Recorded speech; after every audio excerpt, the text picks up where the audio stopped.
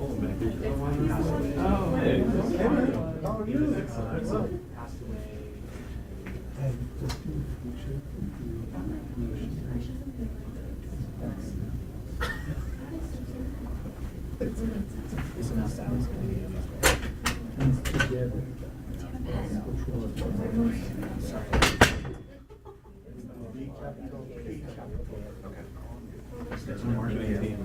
I'm gonna tell him I'm right. He was on.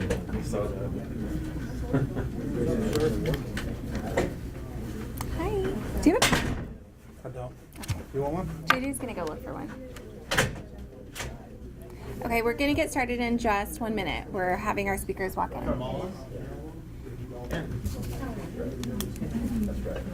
you have any issue coming out?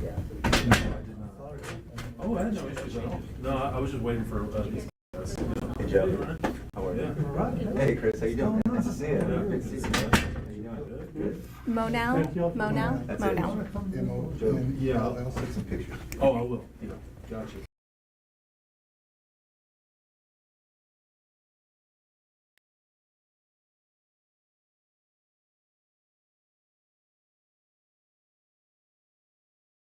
Communications here at Austin ISD, and we're here today to talk about the importance of safety around our school buses and our partnership with Bus Patrol. So today we'll have our Chief of Police, Wayne Sneed, give a few remarks. We'll watch a video of the incident that happened near one of our buses, and then we'll have Bus Patrol's Executive Vice President, Ryan Monell, here, and then we can open it up for any questions. So with that, I will hand it over to Chief Sneed. Thank you. Thank you, Christina. Good afternoon, everyone. My name is Wayne Sneed. I'm the Chief of Police with Austin Independent School District Police Department. I want to thank you all for being here today to support the safety of our students. We're here today to talk about a couple of things. One is regarding an incident that was captured on one of our bus camera systems, where a commercial vehicle driver can be observed driving off a paved roadway illegally, driving around another vehicle into a grassy median and passing our school bus to the right passenger side, where one of our students was exiting the bus at that time, nearly hitting the student. It should be noted that the red flashing lights and stop signs were activated and were flashing for a period of time prior to the incident. As the video will depict, a student is exiting. They have merely seconds to respond as a truck drives in the grass median between the passenger door and the bus and a power pole, nearly striking the student. If you watch this video, it will literally make your heart jump. The truck proceeds to drive away without stopping. Luckily, the student is unharmed. On October 20th, the Austin Independent School District was notified by Bus Patrol that captured this October 8th incident. A criminal investigation was initiated by our department at that time. The investigation later led to the arrest of the driver. Based on the excellent investigative work conducted by our Criminal Investigation Division, who identified the commercial vehicle company, which led to the identification of the driver suspect. The commercial company was very cooperative throughout the investigation. Their assistance provided essential information that helped us identify the driver.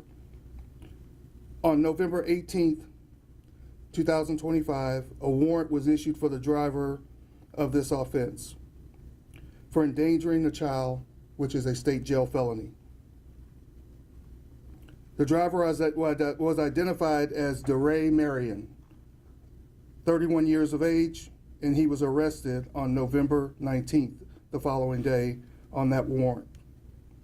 If convicted, a state jail felony in the state of Texas carries a sentence of 180 days to 2 years in jail in a state jail and fines up to $10,000.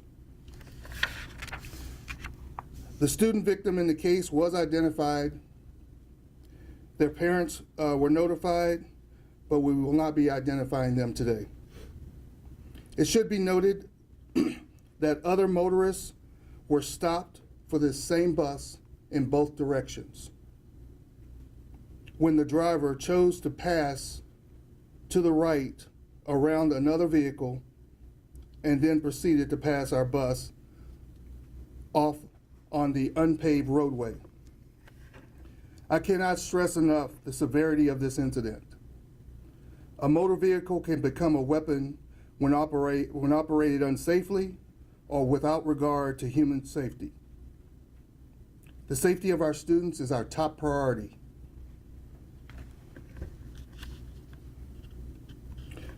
The school, excuse me, this school year alone, and we're only halfway through, note, we have had nearly 7,000 citations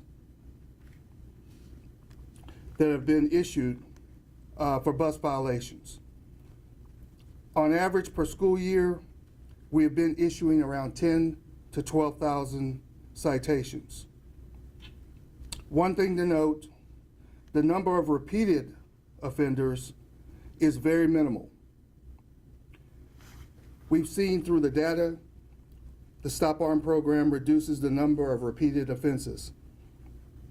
Approximately 98% of the individuals who've received Stop Arm violations through our current vendor have not received another violation.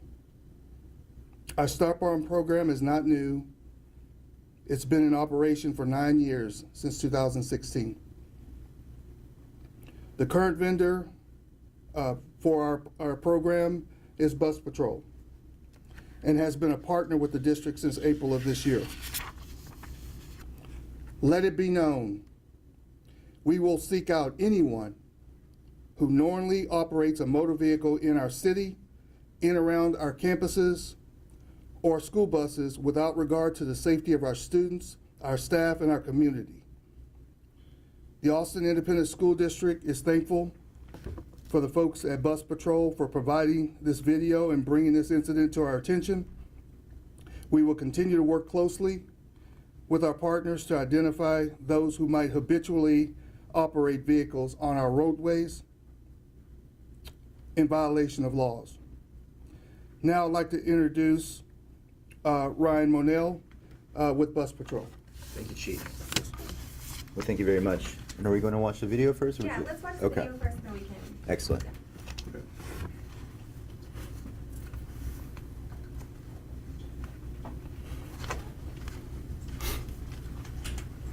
So this first video is the camera that's mounted to the rear of the bus.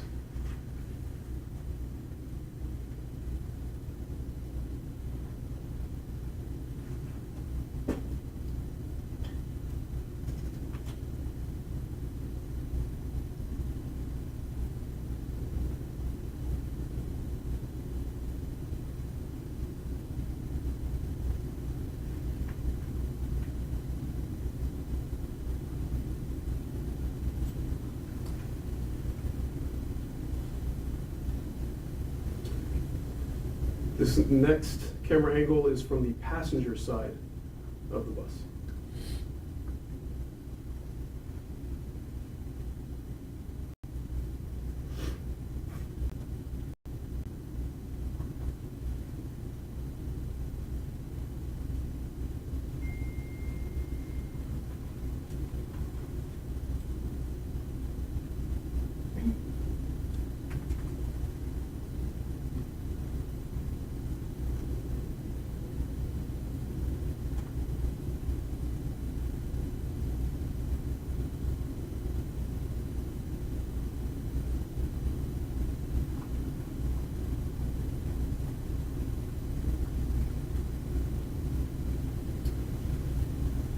And finally, this is the video footage, oops, excuse me.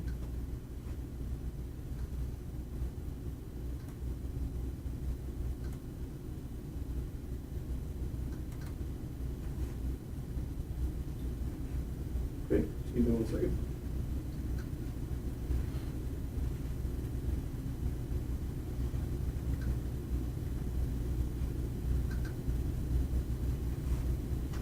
And this will be the video footage from the front of the bus.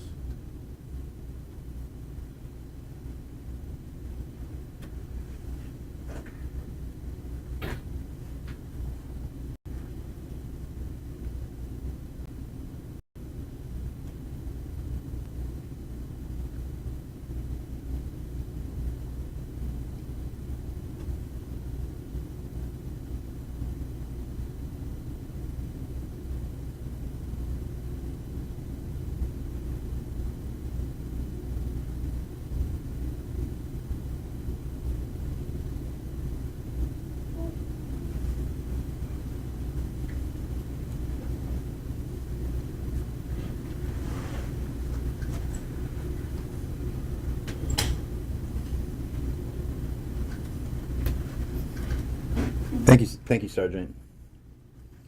Well, I think it speaks for itself as it relates to how close we were to having an unspeakable tragedy in this community. You know, yesterday we actually, and my name's Ryan Manel, I'm Executive Vice President for Bus Patrol. Yesterday I was actually part of a national summit for school bus safety. And I just wanted to share a few of the stats that I heard yesterday as it relates to what's happening across this country. Every year we see upwards of 40 million illegal passes across the 500,000 school buses that run every day in this country. As the chief said, in only a half of a school year here in Austin, we've seen 7,000 illegal passes. This is an endemic. This is something that's truly impacting public safety, not only in Austin, but across the country. And so I think it's imperative, and we're honored to be a part of the solution here in Austin, that we're harnessing technology, we're coming together to educate the community, and ultimately try to change behavior, because as the chief said, recidivism is very low when you receive a ticket, and hopefully going forward we start to see fewer and fewer citations each and every year. The video you see right here that you just saw, unfortunately, is just one example of many that I see every day across the country. We serve over 500 programs, 500 school districts, and I would love to say that this is an isolated incident, and it unfortunately is not. And so we have to do everything we can as a community to pair enforcement effectively with education, let folks know how important it is to stop for a school bus, because ultimately we might be keeping a child safe and ultimately avoiding a tragedy happening like we almost saw here on this video. A little bit about what we do for Austin ISD. Number one, all 500 and some school buses in the district are installed with the technology that you saw. And so every single child that goes to and from school every day has the protection of enforcement.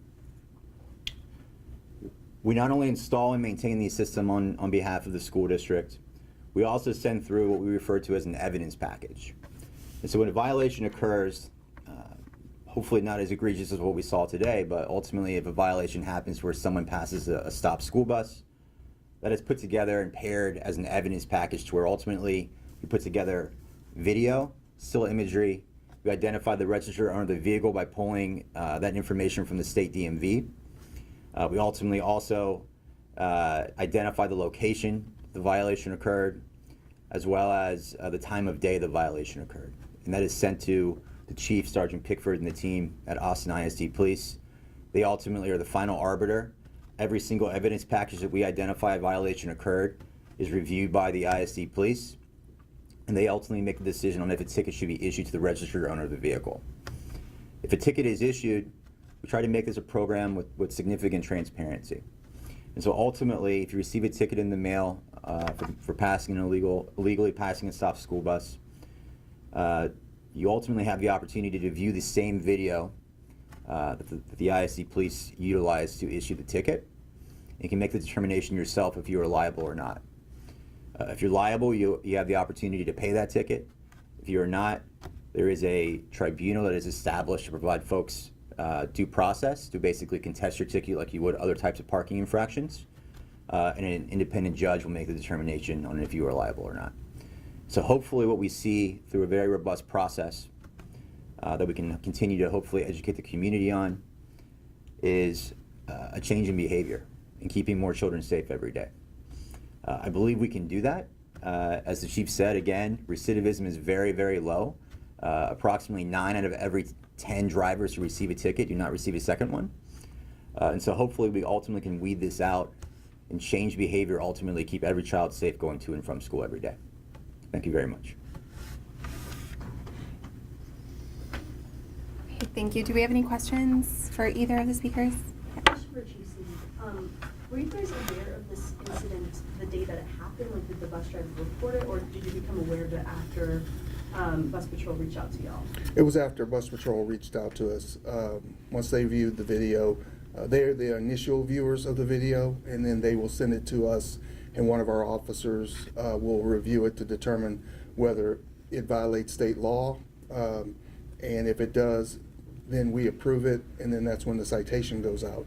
So a police officer reviews it before a citation ever is issued, but they brought it to our attention.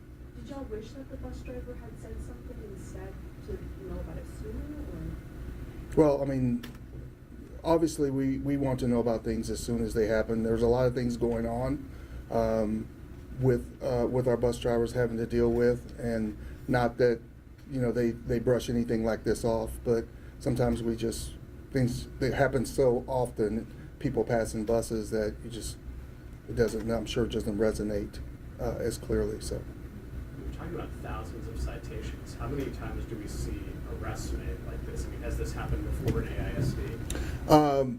Not during my time here as an administrator, but when you have a behavior that's so outlandish, this is someone who was behind another vehicle and chose to leave the roadway, knowing that vehicle had stopped, to go into a grassy area and come around the bus on an unloading side of the bus, and to nearly miss this child is just, it's intolerable.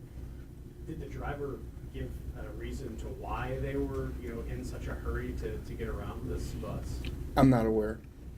Which road did this happen on? It's old 2200 block of Old San Antonio Road. And we also have the affidavit that we can share with y'all after this. Yeah.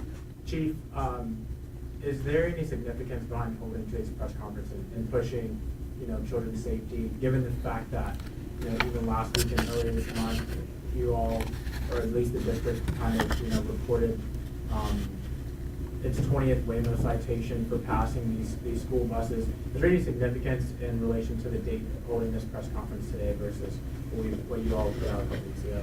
No, I think it's consistent with what we've always said, is our student safety is our priority, and we want to bring attention to the fact that there are 7,000 violations of individuals passing our school buses throughout the city. And so, but when we see something like this, something so outrageous and so intentional, we cannot just go through a normal process of just issuing a citation. This child was literally, their life was, if it had been 3 seconds earlier, we would be having a totally different conversation. When it comes to Waymo, have you been in contact with them recently since after they had these upgrades to their system? And have you seen any more Waymos passing buses since you first told us about that? I don't believe there's any violations since the last one on December 1st, which was after their upgrade. We did meet with them. We asked them respectfully to discontinue their activities during our loading or arrivals and departures for our students, and they did not agree with our risk assessment and respectfully declined to stop operating. When it comes to citations for Waymo, do you just send it to the company? Do you know how many citations you've sent to them? We've identified 20, if I'm correct. I think the December 1st was the 20th citation. And those citations, when people pay them, does it go back to the district, or how does that work? I'm not aware. I think it goes to the general fund, if I had to guess. That's merely a guess, though. Chief, are you at liberty to share, I guess, what company that driver worked for? It's in the affidavit, and you guys will get a copy of it. The company was very cooperative. The company validated the fact that that driver's GPS in that vehicle put them in that area at the time of the incident. So, you know, we were very, very happy with them and working with them. And they conducted their own internal investigation to assist us, so. But it is in the affidavit. Had this driver had any other issues with traffic violations, anything like that? Nothing like this. Yeah. I have a question for Bus Patrol. How often are you guys just taking a look at all of it? Because there's so many buses and so much business. So Yeah. how often are you guys looking through these? So we employ a team of folks who basically look at evidence that's basically pulled off of violations captured from the bus equipment every single day. So typically the turnaround time for us, because we do go through a quality assurance process to make sure it reflects state statute, ultimately we want to pair with the registered owner of the vehicle information and make sure that AISD police have the opportunity to make a very informed decision with all the information. So doing that usually takes about 72 hours from when the violation occurred. And then ultimately they have the ability to review that to then make the determination to issue a ticket or not. So do the cameras automatically notify you guys when a car is passing? They do. So basically we have a camera system that, number one, effectively turns on when the bus is on. We also utilize artificial intelligence that's baked in that basically demonstrates and can identify effectively what we refer to as a false positive. So basically what that means is we're not going to get noise. You're going to be able to see a true violation every time. Effectively then that's processed through even LTE network on the bus. It's processed through them for us to be able to utilize and look at the video, make sure it reflects what statute says is a violation in Austin. And then ultimately, we pair that with the information I mentioned and send it to AISD for their review. How many days from when that incident took place to when y'all found out what was going on? Yeah, I believe it was only a matter of days because ultimately, you know, we're able to review the evidence fairly quickly. And usually when we see something egregious like that, you know, typically the passes for buses, of course, happen on the other side of the bus. Folks are making mistakes. And obviously we want to make sure that we're accounting for all of those, but when we see a very egregious right-hand pass like this, that clearly could have been incredibly tragic for the community, we tend to flag those for our partnerships in law enforcement to make sure they ultimately are aware of that. What's the training like for bus drivers with this? Obviously, it seems like some days have passed. I would assume that if you want the bus driver to immediately report that, what is the training like, and have you all talked to the bus driver just about kind of the next phase to make sure that... Just come on over, Chris, Chris. you can Come on over. We have our executive director of transportation on here, and then I think after this, maybe one more, and then we can. Good afternoon, everyone. I'm Chris Hafiz, the Executive Director of Transportation with the district. To answer that question, I mean, Chief was right, of course, on the protocol that was followed with the bus patrol.